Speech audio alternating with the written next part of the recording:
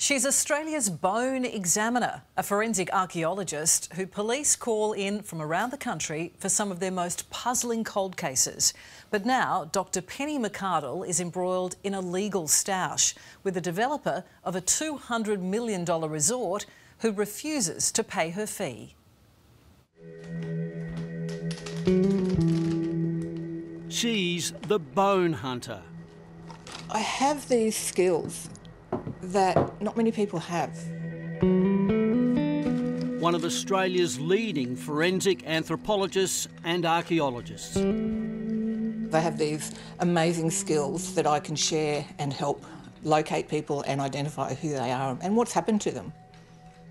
Dr Penny McArdle has worked on some of the country's biggest criminal investigations. I can assist in searches and identifying bone on the spot straight away. She was there as police searched for the body of missing 3-year-old William Tyrrell. We don't know until we start digging. She was there as police investigated the 1986 murder of mother of 2, Roxlyn Bowie. The dramatic arrests, the result of 7 years of intensive detective work. And she was there helping detectives look into the gangland murder of drug dealer Terry Falconer.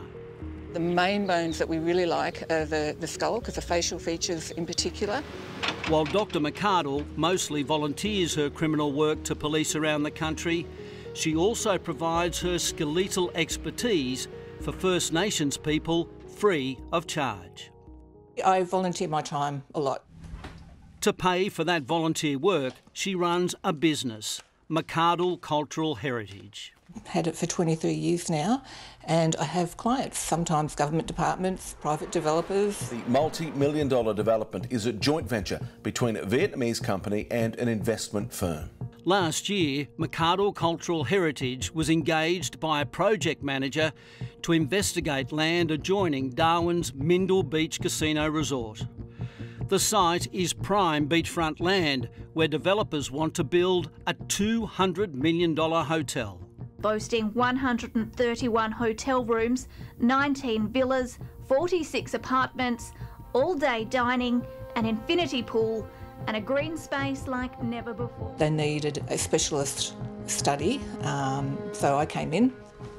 Dr McArdle's total fee, close to $17,000. And to thoroughly examine the site, she hired a ground-penetrating radar company. Those invoices totalled just over $68,000. We've found an anomaly. Ground penetrating radar picked that up. It's a potential burial. It's not clear if they are Aboriginal remains. They could even be a murder victim. If it's not ancient Aboriginal, even if it's a more recent Aboriginal person or non-Aboriginal, could be a cold case. Bottom line, the construction is stalled until the discovery is properly investigated. Critics agree the top end is crying out for a 5-star hotel, but say Little Mindle is not the place. For the past 6 months, Penny McArdle has been locked in a battle over payment for her work. I'm shocked. Dr McArdle has now engaged lawyers to pursue payment of the total fee that she maintains she's owed. We've had concerns from day one. It's the latest controversy involving the Little Mindle Beach development. It's very hard to try to explain to people who are more interested in the economics than the lay of the land, so to speak. Nigel Brown from the Larrakia Development Corporation. Mindle Beach itself is a very special part of Larrakia country. It is actually a registered Larrakia sacred site. What we don't want to see at the end of the day is a repeat of mistakes from the past, such as when the original Diamond Beach Hotel Casino was constructed in the late 80s, where our ancestors' remains were disturbed. In recent weeks, the developer offered to pay Dr McArdle, but only part of the ground-penetrating radar bill, which they claim was beyond the agreed scope of work. Because I subcontracted to the ground penetrating radar person, I'm liable for their account as well, which is fine. That offer has been it's not out of pocket refused. at all.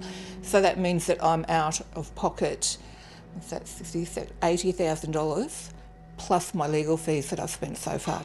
Penny McArdle says it's the first time in 23 years that she's got into a stoush over her fee. I mean, as I said, I've been doing this for 23 years and I work with all sorts of people, different personalities and everything, and this has never happened before. While she knows it'll cost more in legal fees to take the developers on, she's not about to let it go. Why should someone have to pay legal fees to try and get paid? It's just wrong. It really is. The developer has provided a statement and you can read it in full on our website.